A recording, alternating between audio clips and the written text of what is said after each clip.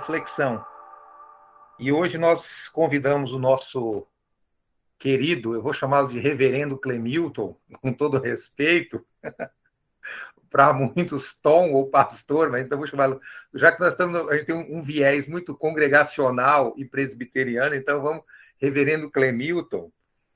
E a nossa fala de hoje, que ele vai estar apresentando para a gente, é sobre futurologia e escatologia, os cenários em que vivemos e nos movemos. E a temática é: o momento histórico em que vivemos nos empurra para a desconfiança, alertas e perguntas. Afinal de contas, o que está acontecendo com o mundo e conosco? Onde encontrar respostas ou tendências? Vamos refletir um pouco juntos sobre este assunto. E você que está nos assistindo, nos ouvindo, é nosso convidado, e eu espero que você seja muito abençoado com a palavra do Reverendo Clemilton. Ele é um querido nosso, um amigo, um colega, também professor do IBB, pastor, psicólogo, terapeuta, e, acima de tudo, é um servo de Deus que tem empenhado a sua vida no reino, tem dedicado na sua comunidade, tem dedicado a sua vida nos trabalhos acadêmicos e outras formas, mas o intuito do Tom sempre foi de ajudar pessoas.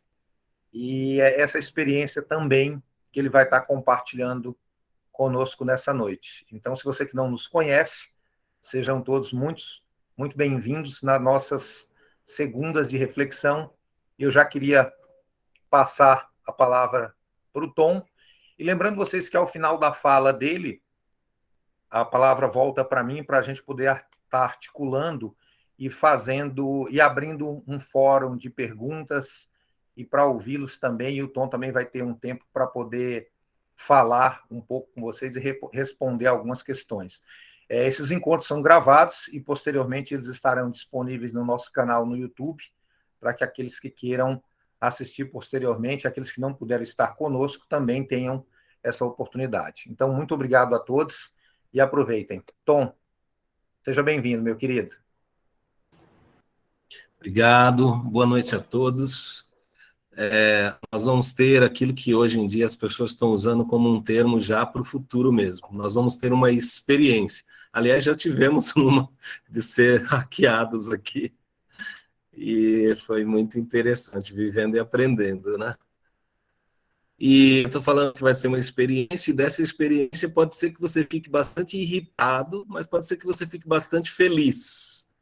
Pode ser que você agregue conhecimento, que você fique bastante confuso, pode ser que você tenha muitas perguntas, muitas dúvidas, mas eu queria convidar você para essa conversa que eu preferia ter contigo numa varanda, tomando café e olhando as estrelas, porque é assunto para mais de metro.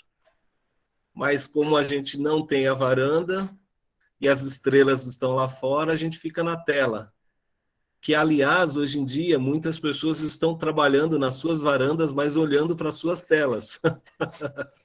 E nem sempre conseguem desfrutar da vista, porque muitas vezes a tela acaba sendo o foco da atenção o tempo inteiro. Então, diante dessa variedade de sentimentos e coisas que pode gerar para nós, frustrações, inclusive,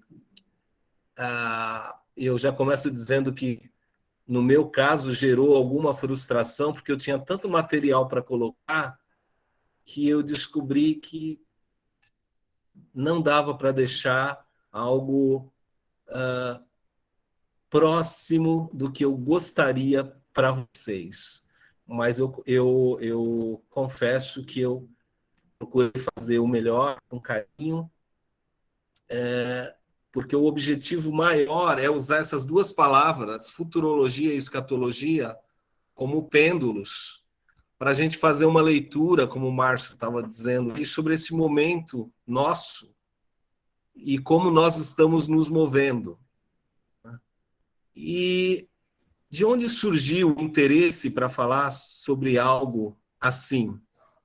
Essas coisas, elas nem sempre são do dia para a noite.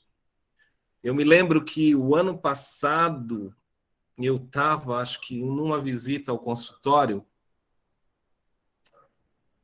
algum lugar eu estava, e eu vi um cartão de uma pessoa que estava escrito futurólogo. Era o cartão profissional dela. E eu falei, nossa, o que é isso, futurólogo? Né? Acho que uns 2 anos atrás, mais ou menos. E eu fiquei bastante curioso, porque confesso para vocês que, para além da questão da escatologia, essa ideia de fazer a leitura de cenários, de contextos, até pela minha formação de psicólogo, é uma coisa que é uma ferramenta de trabalho, diagnóstico e prognóstico, né? Então, você precisa fazer a leitura para desenhar uma intervenção, mas isso já olhando lá para frente, para que tipo de cenário nós vamos encontrar. E curioso, depois que eu fui juntando um pouco dessas informações, e acho que a primeira coisa boa a se dizer é que futurologia não tem nada a ver com misticismo, com leitura de mão, com jogar cartas, tarô, nada disso. É realmente uma profissão que está se desenhando e faz sentido, né? E para além da profissão, do mercado que está se formando nessa área, com essa ferramenta, eu queria provocar vocês aqui, nos desafiar para ver se a gente consegue utilizar, ou nós vamos conseguir utilizar essa ferramenta para juntar com a questão da escatologia, né? Na medida que a gente for caminhando, isso vai ficando mais claro. Mas essa ideia da futurologia, você não vai encontrar, por exemplo, uma faculdade, principalmente aqui no Brasil, totalmente pronta sobre isso. Porque a sociedade, muitas vezes, existe a demanda natural, o mercado, ou a prática acontecendo, e aí, a partir daquela prática e daquela experiência, é que se nasce a reflexão de uma ciência e a instrumentalização. Ela é montada da prática, né? Não é que assim, agora nós vamos pegar uma teoria e vamos colocar ela na prática. Não. É uma prática que está gerando teorias. Então, a futurologia é uma ferramenta que tende a virar uma ciência, mas ela está nascendo da prática para virar essa reflexão mais complexa e se estruturar. Bom, rapidamente eu queria dizer com que tipo de mentalidade seria importante a gente encarar isso. E vocês todos já passearam em algum momento e certamente já subiram nas montanhas e já andaram por vales, já tiveram a oportunidade de ver a diferença da perspectiva e do ponto de vista quando você está lá no alto olhando e quando você está embaixo. E sem diminuir nada e dizer o que é melhor ou o que é pior, a gente pensa naquele aprendiz que, diante do mestre, ele pergunta, mestre, como eu posso obter o maior número de conhecimento possível, o máximo? Como eu posso saber mais? E eles estavam no vale, e o mestre disse para ele, olhe para baixo, olhe ao redor de você, veja quantas flores, veja todo o sistema que tem aqui, os insetos, os bichos. Está vendo? Estou vendo. Então, aqui perto você consegue olhar, consegue enxergar e consegue vê-los. E consegue estudá-los, e consegue, de alguma maneira, compreendê-los.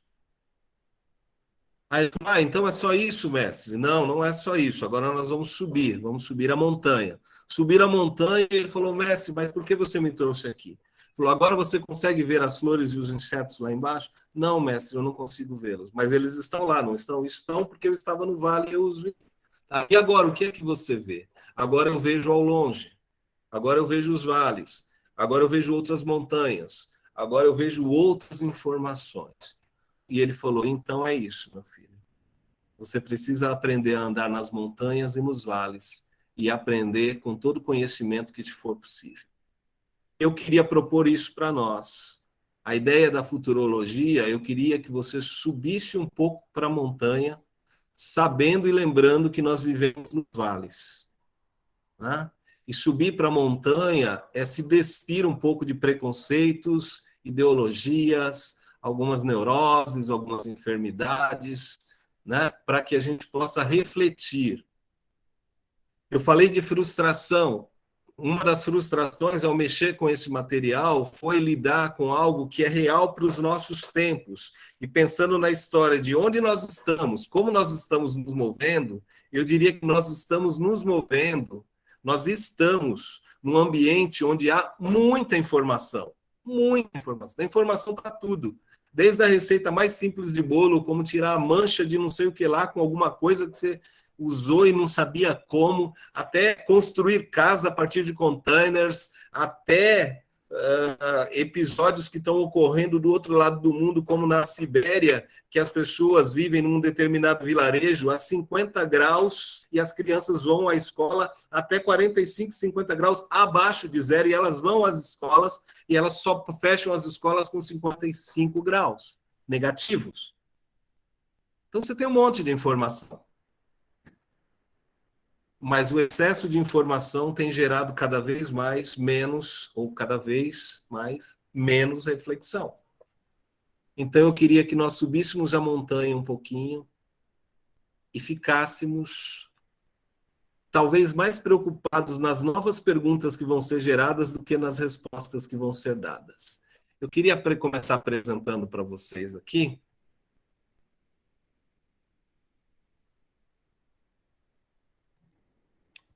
Vamos ver se eu consigo.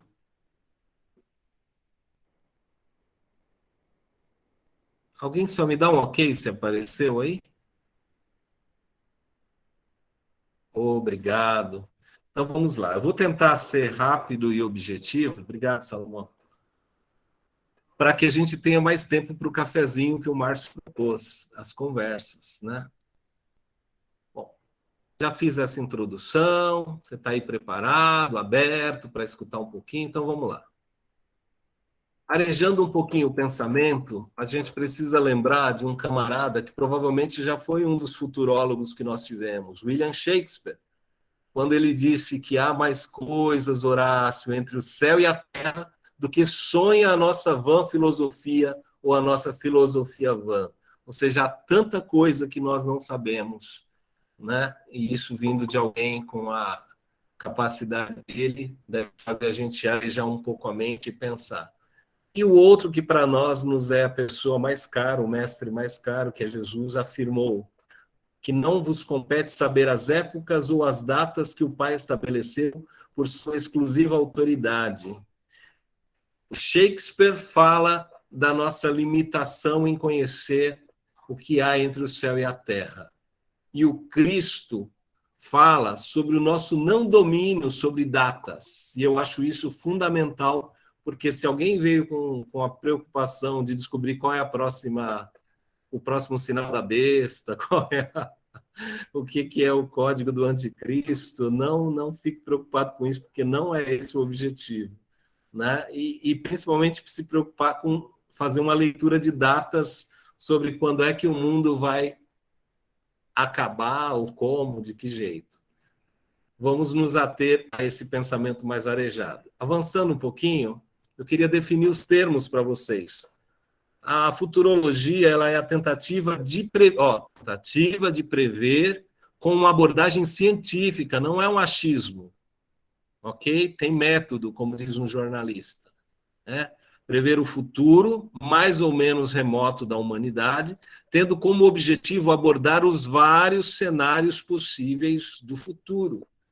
Então, fica lançando essas perspectivas, essas possibilidades, a partir de dados que, de alguma maneira, passa por uma metodologia científica.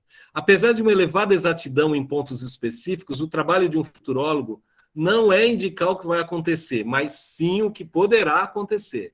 Porque sempre tem variáveis que nós não dominamos. Em futurologia, os cenários e eventos são ou não definidos como. Isso é bem importante, olha aí. Então, ele trabalha um cenário e ele diz, ele é possível, ou este é provável, ou desejável. Já a escatologia, ou escatologia, do grego aí, é uma parte da teologia e da filosofia que trata dos últimos eventos na história do mundo ou do destino final do gênero humano. comumente denominado como o fim do mundo. É bom que a gente está numa instituição como o IBB, que se você tiver o objetivo de estudar mais, por exemplo, sobre escatologia, você vai ter a teologia sistemática, que ela é disponibilizada, e a escatologia é um dos capítulos da teologia sistemática, que tem cristologia, angelologia, demonologia, tudo que você quiser lá. E tem também escatologia. Então, grave um pouco, primeiro, essas referências que nós fizemos sobre futurologia, que é algo um pouco mais distante do nosso cotidiano, principalmente como ciência nova que pode surgir e como profissão.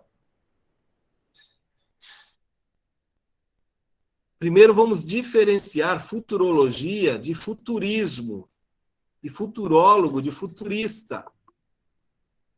Porque, para ficar mais simples e eu não ter que ler esse monte de coisa aí, que se você quiser ler, depois você lê, porque o material vai ficar gravado, o futurólogo, ele está na categoria do generalista, e o futurista está na categoria do especialista. Eu já vou mostrar para vocês como é que isso funciona. No caso dos futuristas, já tem hoje escolas, principalmente na Europa e nos Estados Unidos, que trabalham com essas formações, né? Já tem revistas com artigos, uma série de coisas, para formar esses profissionais. E qual é a preocupação? De novo, né? Nasce de uma necessidade. O mercado preocupado em gerir melhor os seus negócios, para que suas empresas venham se antecipar aos sinais dos tempos, para que eles possam projetar produtos que não existem ainda nem agora, nem daqui a pouco, mas lá na frente. Então, eles recrutam essas pessoas para que, a partir da leitura de cenários, eles possam projetar outras tendências e outros possíveis, prováveis e desejáveis cenários, como a gente leu lá. É sempre estar um passo à frente. Nesse caso do futurista, né, nós estamos falando do especialista, diferentemente do generalista futurólogo. Avançando rapidamente, futurólogos ou futuristas? Bom, por exemplo, o sociólogo, se ele ficar apenas nesse campo, prevendo, por exemplo, como é que os povos vão reagir à globalização, eles estão mais para futuristas. Assim como os gestores de marketing, prevendo a questão da necessidade do consumidor, os historiadores apenas vendo os ciclos históricos, os demógrafos estudando a questão das populações, eles vão se tornando estudiosos, especialistas e projetando cenários possíveis, prováveis e desejáveis, mas em áreas muito específicas, né? Já a construção da futurologia depende, na verdade, de você fazer uma junção de áreas específicas. Portanto, o futurólogo ele deve gostar, além de ciências, ele deve gostar de cultura geral, deve gostar de tecnologia, de certa forma, né? E ter essa mente aberta para essas projeções aí, junções de áreas. Bom, a gente tem aí uma lista, talvez, para você pensar um pouquinho, de que já ocorriam pessoas que não eram tratadas dessa forma, mas já existiam lá atrás, né? Você tem o Shakespeare, que era, de certa maneira, um visionário. Ele conseguia unir na sua literatura uma série de questões sociais e até psíquicas, tanto que ele vai ser uma base para o Freud desenvolver boa parte das teorias dele de psicanálise. Então, Shakespeare, ele é, de certa maneira, um futurólogo. Karl Marx, que as pessoas muitas vezes, de forma preconceituosa, só ligam ele à questão do socialismo, do comunismo, principalmente, uma visão um pouco mais... Ele tem uma construção, junto com Engels, maravilhosa sobre a questão dos relacionamentos entre o capital, o trabalho, os seres humanos, as classes e tudo mais. É óbvio que ele teve, nas suas leituras lá, algumas situações de extremismo. É óbvio que tiveram leitores que aplicaram boa parte das teorias dele de forma bem ruim, e mesmo ele derivou, às vezes, para alguns caminhos difíceis. Mas a obra dele é genial. né? Porque as pessoas também esquecem de ver que a parte civilizada da Europa, no sentido de maior e menor distância econômica entre as pessoas, normalmente é fundamentada no trabalho dele. A social-democracia, que trouxe uma igualdade maior na Europa entre o pedreiro e o professor, tudo isso tem a ver com as reflexões, né? Então, ele era um visionário. De novo, visionário não significa alguém que acerta tudo, que sabe tudo, que é o senhor da razão, mas é alguém que trabalha com cenários, e o Marx fazia isso. O Júlio Verne, que eu passei por ele, fui para o Marx direto, é impressionante. Se você olha nas obras dele, ele é o camarada de ficção científica que já tinha, né, aparece na obra dele o submarino que não existia, helicóptero que não existia. Quer dizer, então, ele é alguém que projetou, enxergou o futuro, e não se sabe se caras como eles inspiraram para que acontecesse ou se enxergaram aquilo que outros iriam desenvolver. O Freud, que eu já comentei com vocês, aí, mais para os nossos dias, que morreu recentemente, inclusive o Stephen Hawking, que ele tinha as formações dele, trabalhava muito com a questão da cosmologia e a leitura da física quântica, projetando cenários. O Steve Jobs, que é uma das razões, principalmente juntando com o Bill Gates, para nós estarmos fazendo o que a gente está fazendo aqui hoje. Aliás, o Bill Gates é o único deles que está vivo e ainda continua traçando cenários, não só na área de tecnologia, mas na área social, na área econômica. E tem um monte desses por aí. Agora que vocês estão conversando comigo aqui sobre esse assunto, talvez para alguns, pelo menos, desperte o interesse de conhecer mais e de entender por que isso pode ser importante, pelo menos para alguns, no conceito de subir a montanha e enxergar as coisas lá de cima. O Bill Gates só desenvolveu o sistema operacional dele porque em algum momento ele subiu a montanha e enxergou algo que ninguém enxergou. E aí você vai acrescentando aquelas pessoas que estão aí.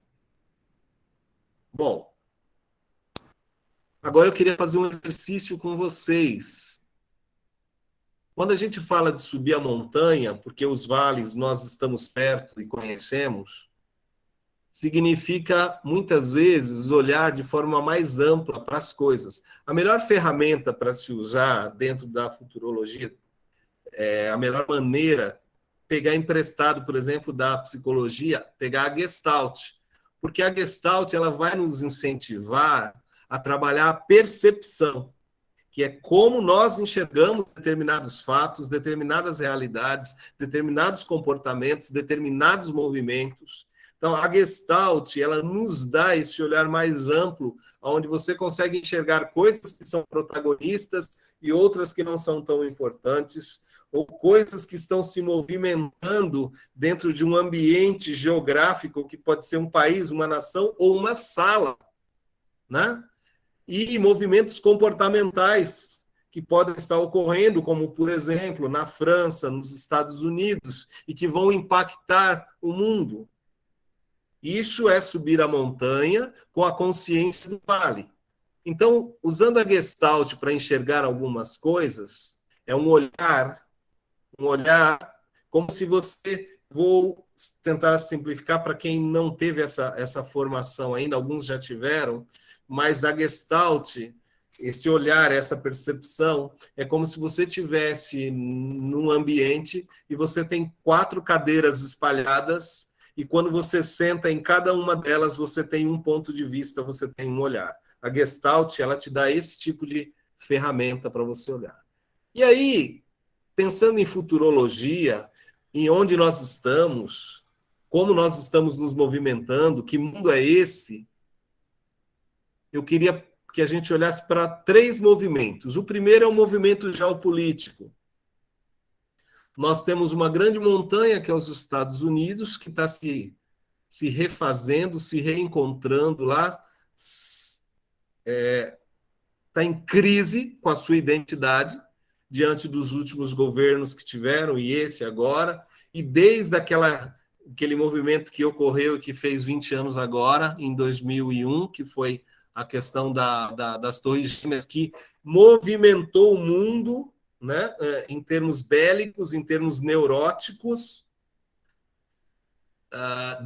Para vocês terem uma ideia, quando a gente fala de futurologia, um evento daquele disparou uma série de outros eventos. É falar, mas isso não tem nada a ver com a minha vida.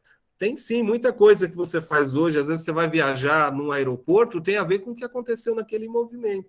E de lá eles fizeram uma projeção e continuam a fazer, né?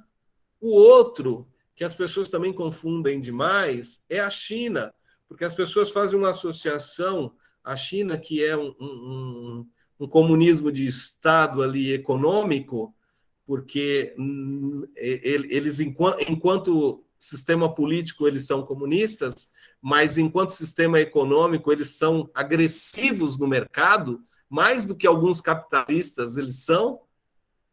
As pessoas, inclusive, têm medo que eles vão invadir o mundo por aí, colonizando. Eles não vão fazer e nem querem, nem precisam. Porque eles já espalham a tecnologia deles e vendem as coisas. Eles querem mercado para vender e querem contextos que possam produzir para eles. Assim como os Estados Unidos, não se iluda. Né? Então, essas montanhas, Europa e Rússia, eu já explico por que a Rússia, essas três montanhas, Estados Unidos, Europa e China, você pode não saber, mas um movimento deles lá impacta a minha e a sua vida. E os cenários são totalmente projetados de forma diferente. Né? As tecnologias que são desenvolvidas lá, de repente, desembarcam aqui. Pensando de forma prática, nós só não temos os carros elétricos, por exemplo, hoje dominando, porque existe uma questão geopolítica do petróleo. Porque senão os carros hoje já seriam elétricos, porque você já tem tecnologia para isso, já existe, é caro, eles cobram um imposto altíssimo, porque inclusive precisam fazer essa transição do combustível fóssil para o combustível mais sustentável. E aí, aqueles países lá, principalmente da região lá do Golfo e outros ali, os países mais espertos nesse sentido, já estão fazendo a transição. Arábia Saudita, Catar, todos aqueles lugares que produzem, que extraem petróleo e tudo mais, eles já estão comprando no mundo um monte de coisas para eles terem uma sustentabilidade econômica, porque eles sabem que haverá uma mudança nesse cenário. E é claro que isso mexe com a política em todos os ambientes, né? Bom, a Europa, o movimento dela, por exemplo, como o da Inglaterra saindo com o Brexit, você já vê que movimenta uma série de coisas. Nós temos lá os refugiados, e é uma coisa interessante. Na Inglaterra, eles têm falta de mão de obra hoje, mas eles estão bloqueando refugiados. Olha que cenário, olha que mundo insano. Eles precisam de mão de obra, eles bloqueiam refugiados e o trabalho está lá por fazer. Os movimentos refugiados, Primavera Árabe, toda aquela coisa que surgiu também impacta. Mas o que isso vai ter a ver com escatologia? Calma que não chegamos nos sinais ainda. Você lembra, você que era mais velha, da antiga Guerra Fria, quando era a União Soviética ainda, né? De certa maneira, a Rússia hoje ela tem uma estratégia diferente, mas também é uma montanha que interfere. A Rússia, em termos de gás natural, que sustenta com aquecimento a Europa, a Rússia ela praticamente sustenta tudo ali. Se ela cortar, por exemplo, essa parte dos gasodutos dela, a Europa morre de frio.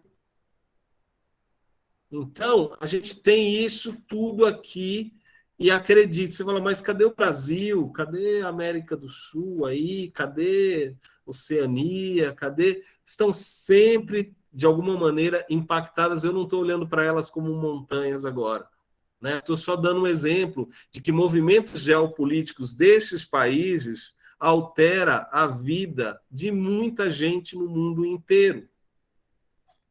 Isso é subir a montanha e ver além do seu vale. Se você quiser e tiver interesse, né? O outro movimento é o tecnoeconômico acadêmico. As ciências vão mudar. Algumas vão desaparecer, outras vão se fundir. Os filhos que você vai mandar para a escola, eles vão chegar lá e muitas vezes nem vão saber direito o que fazer, porque o mercado já está demandando outras coisas. Já está demandando. Eu estou falando de uma ciência que está por surgir, que é da futurologia. Está por sedimentar. Recentemente a gente teve praticamente aí a biomedicina é uma ciência nova.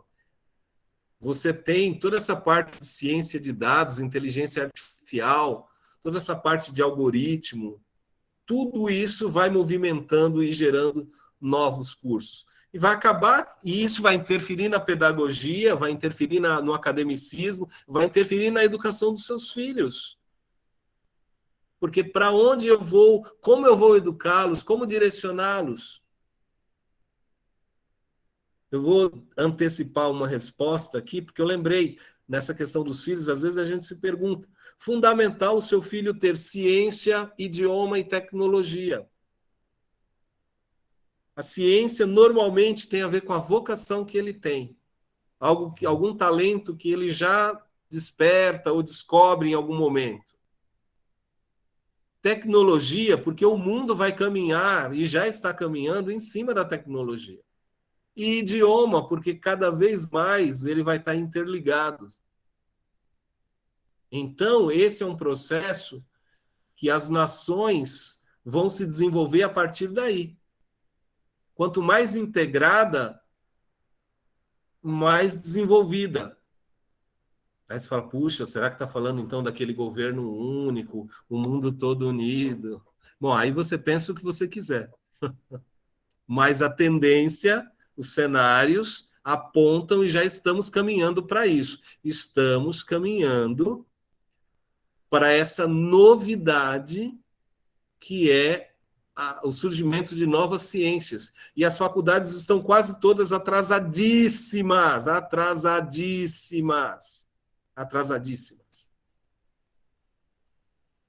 Os novos mercados e colonizações. Não, ninguém mais vai colocar aqui uma caravela e descobrir o Brasil e colonizar. Esquece isso. A colonização agora é a distância. É preparar um mercado para vender o meu produto. E aí, quem puder mais, chora menos. Não tem mais esse desembarque, nem de avião, nem... Então, não precisa ficar povo preocupado que vão invadir a fronteira do Brasil. Para com isso. Já estão aqui. O que é normal e é do jogo. Quem tem produto para vender, vende. Cria-se mercado. As colonizações vão ser muito mais econômicas. Veja que quando nós falamos que o idioma, que já há um bom tempo era importante para se trabalhar na empresa local, agora vai ser importante porque você vai estar integrado no mundo. Os nossos filhos estarão integrados no mundo. Já estão. Eles jogam videogame aqui com um camarada que está lá na Tailândia. E eles se entendem. É esse o mundo. É esse o mundo que eles estão e nós estamos nos movendo. Eu sei que para quem tem 50 anos como eu, uma cabeça já um pouco mais... É muita informação, é muita mudança, mas é este o mundo que está acontecendo e que vai se projetar cada vez mais. Então, em termos acadêmicos, científicos, vai nessa direção. A questão do emprego e do trabalho.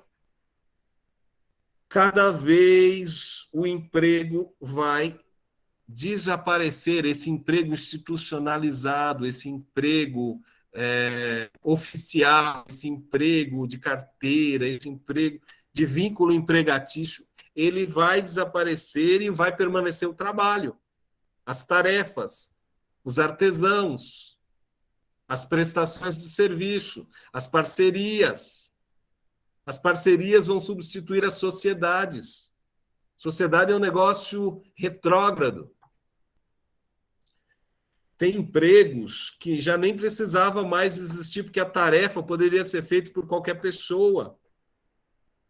Por exemplo, uma coisa muito antiga nos Estados Unidos, no Brasil não chegou ainda, que é a questão do você vai ao posto lá e você abastece. Aqui você tem o frentista. Eu gosto do frentista, acho muito legal, mas é bom ele aprender a fazer outra coisa, porque uma hora, né? E eu sou a favor dos países criarem, óbvio, né? Um cristão, então, criar algum tipo de rede de proteção social. Mas aqui nós estamos falando de cenários, nós estamos olhando para projeções possíveis, prováveis e algumas, infelizmente, desejáveis. Elas vão acontecer, elas vão aparecer. Hoje, profissionais de TI são contratados no mundo inteiro para prestar serviço, muitas vezes. Faz o serviço, recebe e fica ali. Ele não tem necessariamente um vínculo.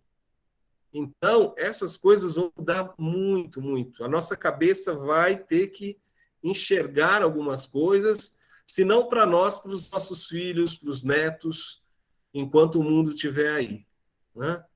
Pegar um exemplo bem engraçado, assim, quando a gente fala de economia, né? Deixa eu ver aqui. É aqui. Vocês já pararam para pensar, por exemplo, o que vai ser o shopping center?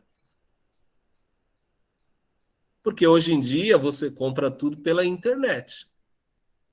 Você vê o modelo e compra, eles entregam na sua casa. Então você não vai ao shopping center para comprar uma geladeira, para comprar uma bijuteria. Você não vai. O shopping center eles vão ter que se transformar, porque provavelmente eles vão se transformar em grandes centros de entretenimento, cultura, lazer e gastronomia. Aquela infraestrutura toda. Ou em lojas de experiências, para você ter algum tipo de contato com marcas. Isso é, por exemplo, uma projeção de futuro. Se você pegar as realidades que estão postas, vai ser isso. Porque as vitrines chegaram para dentro de casa. Hoje a pessoa consegue colocar as medidas dela na tela e experimentar uma roupa, inclusive vendo as cores, no corpo dela definido na tela. Não vai, o camarada não vai ficar pagando um aluguel e um imposto absurdo para manter uma loja dentro de um shopping. Ele não vai ter condições. Então, essas estruturas vão se transformar. As cidades vão se modificar. A pandemia chegou num ponto em que ela já gerou hoje questionamentos sobre que tipo de estrutura compensa manter. Porque você tem um custo alto para manter grandes edifícios e os escritórios vazios, sendo que as pessoas vão trabalhar boa parte delas, pelo menos home office. Alguns prédios já estão sendo reformulados para deixar de ser comercial e voltar a ser residencial. Vai mudar. As cidades vão mudar. A gente tem essas realidades aí. Claro que, quando a gente fala de Brasil, tem coisas que acabam caminhando um pouco mais lento, mas vai chegar. O último movimento, rapidamente para falar com vocês, é o geoclimático. E aí é uma pergunta de onde é que nós vamos parar. Porque para todos os outros cenários acontecerem, a gente precisa ter existência. E nós estamos naquele processo de maltratar o jardim, ou as cidades, ou as florestas, em um nível tal que a gente caminha para o aquecimento global. Antes que alguém diga, aquecimento global é uma teoria falha, errada, já provaram que não é isso, que de tempo em tempo o ciclo se repete. Eu vou citar para vocês um especialista renomado no mundo inteiro, que é brasileiro, que é o Tasso Azevedo, que ele tem um estudo profundo sobre isso, e ele explica sobre esses especialistas que estão no aquecimento global, e fala sobre vários cientistas que se venderam para o mercado, se venderam para algumas situações, indústrias e até mesmo países, para desenvolver teorias contra essas realidades. Por quê? Quando você olha para a Europa, que já era quente muitas vezes, atingindo 48 graus, quando você vê alguns lugares tendo mudanças absurdas, todo o desequilíbrio que a gente teve, chuva na Alemanha, chuva na Holanda, chuva daquele jeito, brutal, o aumento das queimadas florestais, sejam naturais ou criminosos. A gente já tem aqui o nosso centro, o nosso centro-oeste ali, uma ausência de chuva absurda. A gente tem uma mudança terrível nesses fatos. E olha que ele nem é catastrofista, eu acho que eu sou mais que ele quando vejo essas coisas, porque ele diz que tudo isso dá para retroceder e dá para aliviar se a gente fizer a lição de casa, né? Mas há um movimento em curso. Esses casos que você vê por aí, cada hora que você vai juntando na televisão, que parece retrospectiva, eles vão aumentando e vão aumentar cada vez mais exponencialmente. Mudança nos ciclos das chuvas, queimadas, desertificações e impacto socioeconômico. Impacto socioeconômico, maltrato no jardim, e você entra nessa roda insana e vai caminhando nessa direção. Baseado no que eu estou conversando com isso com vocês também? A gente teve aqui um encontro no Brasil em 2019 sobre líderes religiosos, ali na Paulista. Eu tive o prazer e o privilégio de estar lá. Era da ONU e era ecumênico. Tinha gente de tudo quanto é crença e religião. Sobre cooperação e conscientização. O Tasso era um dos palestrantes de lá e uma das pessoas que estava lá para responder perguntas. Ele vive aparecendo na Rede Globo. Toda vez que tem uma queimada, ele aparece na Rede Globo lá para falar as consequências disso. Isso tem muito a ver com escatologia. Isso tem muito a ver com o lugar que nós habitamos. Isso tem muito a ver com para onde as coisas vão. E, de alguma maneira, eu realmente trago essa provocação, porque, às vezes, eu tenho visto o povo cristão absolutamente desconectado do ambiente. Do ambiente, não estou falando só do ambiente floresta, estou falando do ambiente existencial, da cidade, da floresta, do jardim, de tudo. E lá, pelo menos, eu fiquei feliz, porque dentre os que mais plantavam árvores lá nesse encontro, os cristãos estavam até mais do que aquelas religiões que se servem da floresta, se servem das cachoeiras, e eles praticamente não trabalhavam em nada no sentido de cooperar para que houvesse uma melhora. Os cristãos lá, tinha um monte de cristão lá que era plantador de árvore. Plantador de árvore, cuidador do jardim, né? Preocupado com essas coisas todas. Porque também é o ambiente que nós estamos deixando para os nossos filhos. Nós estamos deixando para os nossos netos.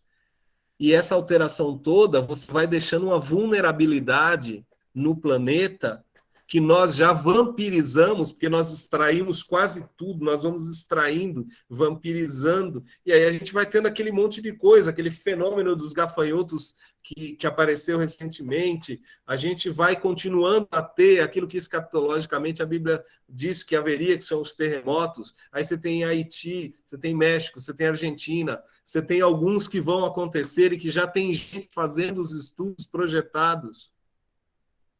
E a gente tem agora, em novembro, se eu não me engano, no Reino Unido, a COP26, que ela tem uma ambição climática, que é tentar trabalhar para cuidar e retroceder um pouco esses indicadores. Por quê? Porque talvez estejam ocorrendo coisas nessa área ambiental, climática, que nem os especialistas sabem. Se você olhar e pensar nessa pandemia que nós estamos vivendo agora, e que é realmente possível que ela tenha vindo de uma alteração ali na China, não de laboratório, mas do ser humano cada vez mais invadindo espaços e se envolvendo com o que não deveria, a gente passa a ter vulnerabilidades nessa área também. Rapidamente, para juntar os dois termos. Bom, a escatologia, eu disse para vocês, né, que ela está mais preocupada, diferentemente da futurologia, que fica projetando cenários, a escatologia, ela lê sinais. Ela lê sinais e ela compara normalmente, quando a gente fala da questão teológica, ela compara com as escrituras. E aí eu lembro muito, muito que o Márcio falou de reverendo, o reverendo pastor Jair, nosso reitor querido, quando ele nos dava aula de grego e falava sobre o auristo, eu jamais esqueci a forma até objetiva que ele explicou como um tempo verbal do grego que nos anunciava as coisas que foram, que são e que serão. Isso, para a língua portuguesa, é algo totalmente difícil de pensar. Mas, quando a gente pensa em escatologia, pensar com essa categoria do auristo é fundamental. As coisas que foram, que estão sendo e que serão. Somente dessa forma, nós poderemos ler os sinais, sabendo que alguns aconteceram, outros estão acontecendo, alguns estão se repetindo e outros vão acontecer de forma mais intensa. Como? Que data? Quando? De novo, lembra lá do começo. Não dominamos isso. Atos 1:7. Isso pertence a Deus, o Pai. Então, a escatologia, ela traz no bojo um pouco desse tempo verbal. Usando as duas lupas, né, da futurologia e da escatologia, será que é possível a gente olhar para o planeta, olhar para os movimentos geopolíticos, olhar para os movimentos econômicos, sociais, climáticos e fazer as leituras dos textos, né? Quando o Senhor fala sobre a gente olhar para a figueira, para as árvores, que a gente tem, se a gente tem essa habilidade de enxergar quando as coisas começam a brotar, a gente consegue ver que o verão está próximo, mesmo a gente modificando tanta coisa, ele deixa claro que é possível sim ver os sinais e saber que, de alguma maneira, historicamente, nós podemos nos situar. E isso eu acho muito interessante. Nós podemos nos situar. Nós não podemos ser exatos, mas nós podemos nos situar. E aí esse texto de Lucas, ele vem me deixando há uns 2 anos bastante intrigado, e com esse episódio da pandemia aí, que tem um texto que não fala epidemia, fala pandemia, né? Uma tradução. Mas se a gente pensar que nós tivemos lá atrás, né, AIDS, Ebola e tantas outras que foram se... E agora a gente tem essa que ela é de uma potencialidade absurda, que só no Brasil ela matou quase 600 mil pessoas. 600 mil pessoas numa pandemia.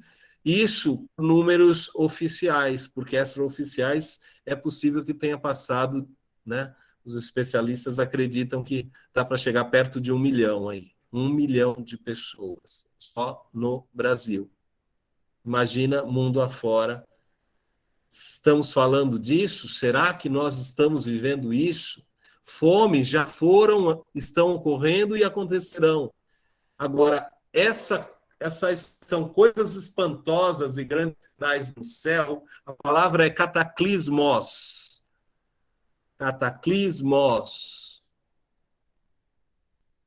Não sei se já vimos sinais a ponto de nós nos espantarmos. Me parece algo muito mais sério do que alguns tentam dizer, como o sol escurecer, falam apenas do eclipse. Será que algumas coisas que nós olhamos pela futurologia encontram lugar dentro da escatologia? Será que esses momentos, não somente históricos, mas climáticos, com a interferência do homem, têm a ver com a questão dos fins dos tempos, que também não sabemos quantos, se a gente tem mais séculos, se a gente tem anos, se a gente tem... Não sabemos. Eu sei que você tem uma série de outros textos na cabeça, né? Como os sinais, por exemplo, o evangelho ele precisa ser pregado em todos os lugares. Você já lembrou que a tecnologia ela vai avançar cada vez mais e os lugares vão ser alcançados rapidamente. Rapidamente. Tanta coisa vai acontecer rapidamente. Agora, o que é esse rapidamente? O que é esse rapidamente? Pode ser 50, 100 anos, 200 anos. Mas talvez a futurologia possa ser uma boa ferramenta para quem gostar e estudar de forma séria, para agregar com as leituras escatológicas, para quem gosta de estudar e gosta de ver todas essas coisas, talvez para nos ajudar a projetar e ver os cenários que estão acontecendo. É a simples notícia de que nuvens carregadas chegando indicam chuvas. Jesus sempre ensinou de forma simples, né? Talvez a gente precise se apropriar do conhecimento e trabalhar com simplicidade para ter mais informação de coisas que vão impactar a nossa vida. Para finalizar, perguntas e provocações. Quando ou no que se mistura futurologia e escatologia? Nessa mistura, como é que nós podemos ler Daniel, Joel 2, Mateus 24, Lucas 21, Apocalipse, sem catastrofismos ou sem nostradamusismos, né? Nostradamus várias vezes lá fez a marcação de épocas, datas. Onde nós estamos no tempo que não deciframos? Onde nós estamos situados? Como cristãos, nós encontramos a nossa resposta existencial. Quem somos, de onde viemos e para onde vamos? Mas em que momento nós estamos? Não sabemos. Se você souber, você me conta. Estamos sempre atrasados na leitura dos sinais? Eu acredito que nós sempre lemos atrasados os sinais. Existe alguma espiral em curso que nós não conhecemos? Alguma espiral com crescimento exponencial? O que é o crescimento exponencial? Eu vou dizer para você aqui, na definição mais pura. Ele se caracteriza por um constante aumento percentual por período de tempo. O que eu estou querendo dizer para você? Parafraseando Shakespeare, há mais coisas acontecendo do que a nossa vã filosofia e a nossa limitada escatologia é capaz de dar conta. Mas, se eu frustrei você ou não, se eu provoquei você ou não, eu queria dizer para você que o objetivo é gerar reflexão sobre o mundo que nós vivemos e que tipo de mundo nós vamos ter aí para frente. Então, eu queria parar por aqui, porque eu acho mais rico ouvir vocês do que ficar um monólogo. Márcio, contigo. Obrigado, Tom. É bem provocador e instigador também nós pensarmos nesses dois conceitos que parecem que são sinônimos, mas não são, né? Escatologia e futurologia são duas coisas distintas, mas ele é um tema relevante para nós como os cristãos hoje, de pensarmos, como o Tom disse, de olharmos os sinais, enxergarmos, e a provocação dele no final também foi bem interessante, né? Nós estamos sempre atrasados. Tem um texto em Apocalipse 1,19 que eu costumo dizer assim que é o texto-chave para se entender o texto do Apocalipse, que é quando João tem a visão, no verso 1,19, e o anjo que fala com ele diz assim: escreve as coisas que você viu, escreve as coisas que são e as coisas que em breve irão acontecer. Ou seja, João estava em Patmos e teve a visão do anjo, mas estavam acontecendo coisas no império, fora da ilha de Patmos, que João estava envolvido naquele processo também, e coisas que iriam acontecer. E às vezes nós temos dificuldade, como igreja hoje, como cristãos, de perceber isso, de fazermos essas leituras do que está acontecendo à nossa volta e das coisas que vão acontecer, porque nós, infelizmente, ainda estamos muito presos na ideia capitalista ela se entranhou no cristianismo contemporâneo de tal forma que nós fizemos uma releitura do eu tenho, eu quero, eu posso, então isso é bom. E essa ideia fatalista, o mundo vai acabar e eu não vou estar aqui mesmo, então, desculpa a expressão, que se exploda o mundo, eu vou morar no céu com Jesus. Então, parece que nos falta essa ideia de perceber que nós somos parte desse processo. E como o Tom falou lá, nós somos os cuidadores da obra da criação. O Senhor nos deu toda a autoridade, todo o governo sobre todas as coisas. Mas esse ser que tem todo o governo que foi dado por Deus, ele usa de maneira aleatória, destrutiva e perversa, ele acaba destruindo aquilo que foi criado por Deus, e como diz a palavra, é muito bom. Então, Tom, muito obrigado. Nós vamos encerrar nossa gravação, depois nós vamos estar disponibilizando esse conteúdo no nosso canal do YouTube, e você vai poder assistir, rever.